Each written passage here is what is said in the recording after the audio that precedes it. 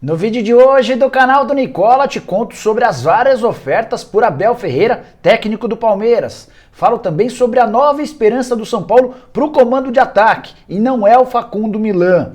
Bora falar ainda sobre Mariano, lateral direito do Atlético Mineiro, que recebeu proposta tentadora do futebol turco.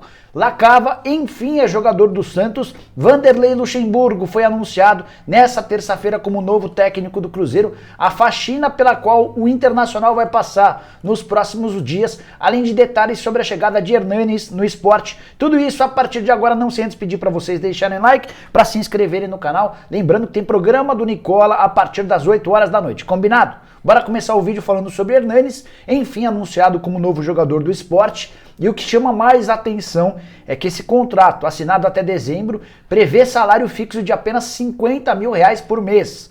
Notícia que não foi confirmada pelas partes, mas a apuração indica esse valor.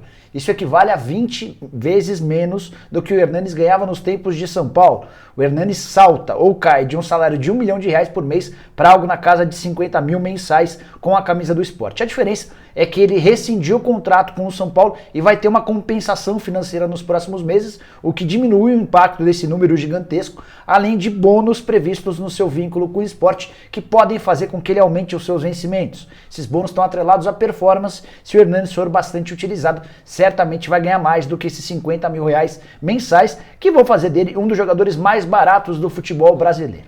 Bora falar a respeito da faxina no Internacional. O Inter em péssima fase, eliminado pelo Olímpia na Libertadores da América, não se acerta no Campeonato Brasileiro. Ao menos existem alguns movimentos sendo tomados para que para a próxima temporada o Inter tenha um elenco mais enxuto e mais barato. Jogadores que já sabem que não ficam para 2022. Jogadores importantes: Marcelo Lomba, goleiro; Saravia, lateral direito; Lucas Ribeiro, Lindoso, Guerreiro e Galhardo. O que mais me chama a atenção é a presença do Galhardo, é o único que tem contrato com o Internacional até dezembro de 2022. Todos os outros têm vínculo com o Inter somente até dezembro desse ano, ou seja, serão convidados a não permanecer no clube. A situação do Galhardo é um pouco diferente. Contei para vocês no vídeo dessa terça-feira pela manhã que o Corinthians chegou a fazer proposta oficial pelo Galhardo, era um outro momento, o Internacional não aceitou liberar o atacante e agora existem tratativas no Internacional para que o Galhardo possa se desligar. A expectativa é de que ele possa ser negociado ainda nessa janela de transferências com algum clube saudita. Se não rolar, ele permanece no Inter até dezembro e a partir daí vai se pensar num outro projeto. Sobre o Corinthians, é impossível que o Galhardo se mude por agora. Ele já completou mais do que 7 jogos no Campeonato Brasileiro e o Corinthians só disputa o Campeonato Nacional. Nesse momento, o Inter tem uma folha salarial na casa dos R$8.300.000 mensais. Com a saída de toda essa galera, a economia vai para R$2,5 milhões. E o Inter teria uma folha próxima a 5.700.000, 5.800.000. Entre toda essa galera, o atleta com o maior salário é o Guerreiro, ele ganha R$800 mil por mês. O Saravia e o Galhardo ganham R$400 mil cada. Só uma coisa que envolve clubes gaúchos: o Paulo Vitor, goleiro do Grêmio, teve nessa terça-feira seu contrato rescindido. Goleiro fora dos planos de Felipão, há bastante tempo queimado com o torcedor tricolor, teve seu contrato rescindido e vai buscar um novo clube. Você gostaria do Paulo Vitor no seu time? Na minha lousa, não. Bom, bora falar sobre Vanderlei Luxemburgo, anunciado nessa terça-feira como novo técnico da Raposa. O Cruzeiro tentou nos últimos dias Thiago Nunes e Dorival Júnior, sem sucesso. As conversas com Vanderlei avançaram e o Cruzeiro anunciou de forma oficial: terceira passagem do Luxa pelo clube, e pela primeira vez o Vanderlei Luxemburgo vai assumir um time da Série B.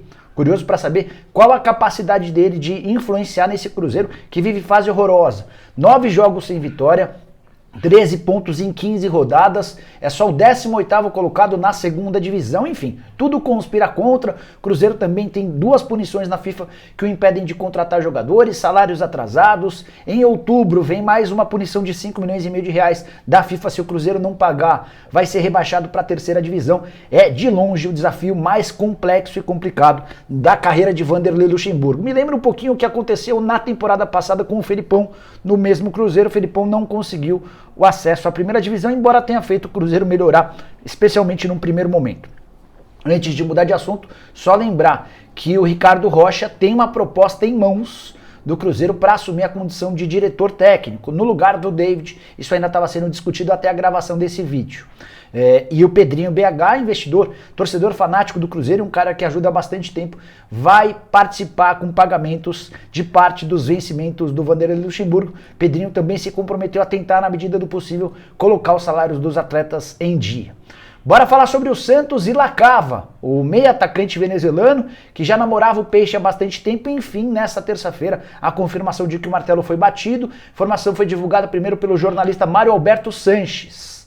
Contrato de empréstimo até dezembro de 2022. Jogador de só 18 anos de idade, venezuelano, tratado em seu país como novo Soteldo. Ele inclusive tem o mesmo empresário do Soteldo, o que certamente ajudou nas tratativas. Chega no primeiro momento para o time sub-23 do Santos e a ideia é que num futuro não muito distante passe a ser utilizado na equipe principal. O valor para compra em definitivo também está fechado, mas não se trata de um valor tão grande. Atleta que vem do Puerto Cabello, time bem pequeno da Venezuela. A ideia do Puerto Cabello é fazer uma associação com o Santos e a partir daí ter a oportunidade de faturar numa venda posterior. Antes de fechar com o Santos, o Lacava já havia passado pelas categorias de base do Barcelona, da Lazio e do Benfica. Jogador super credenciado, tô curioso para saber o que ele vai poder fazer de barulho com a camisa do Peixe. Bora contar agora sobre Mariano, informação exclusiva, o lateral direito, que é titular do Galo, recebeu uma proposta de um clube que acaba de subir da segunda para a primeira divisão na Turquia. O nome desse time é meio esquisito, Adana Demirspor.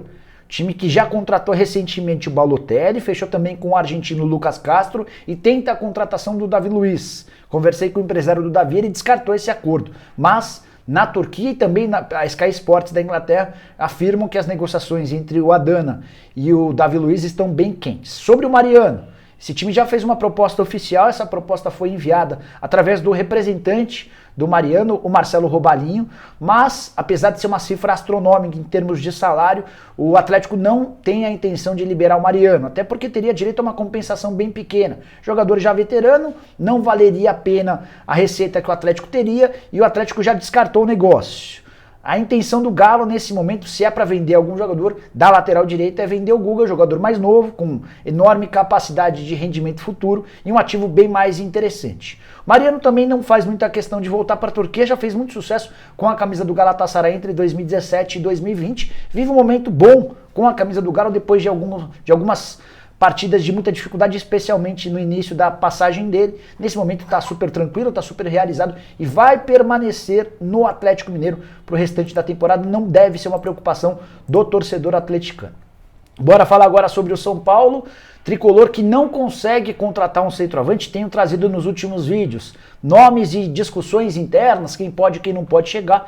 A grande novidade para os confrontos contra o Vasco e contra o Atlético, Vasco na Copa do Brasil nessa quarta-feira, Atlético Paranaense em Curitiba pelo Campeonato Brasileiro no final de semana, a grande novidade é um centroavante das categorias de base. Juan, de apenas 19 anos de idade, jogador que faz muito sucesso no time sub-20, é o artilheiro da equipe na competição no sub-20 do Brasileiro. São Paulo faz excelente campanha, tendo o Alex como comandante. E Juan é o principal destaque dessa equipe, são 9 partidas e 5 gols marcados. Ele foi promovido ao time de cima e viajará com o São Paulo, não só para a partida contra o Vasco, mas também contra o Curitiba, contra o Atlético em Curitiba.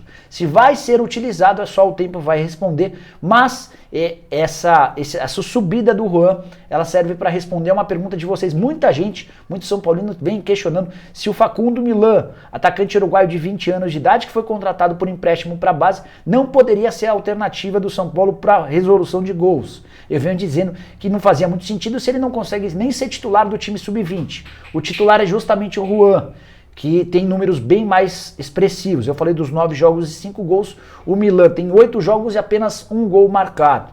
O Juan, para quem não conhece, teve o início da formação dele no São Caetano, também passou pelo Ecos, pelo Grêmio Mauauense, pela União Barbarense e chegou ao sub-17 do Tricolor. O que mais me chama a atenção, além dos bons números, é o fato de o Juan ter contrato com o São Paulo apenas até julho do ano que vem. E aí é bom que os dirigentes do São Paulo corram para a prorrogação desse vínculo, para não correr o risco de valorizá-lo e ver o Juan sair de graça do Tricolor. Tem sido bastante comum, ou foi bastante comum nos últimos anos, assistir a cenas como essa.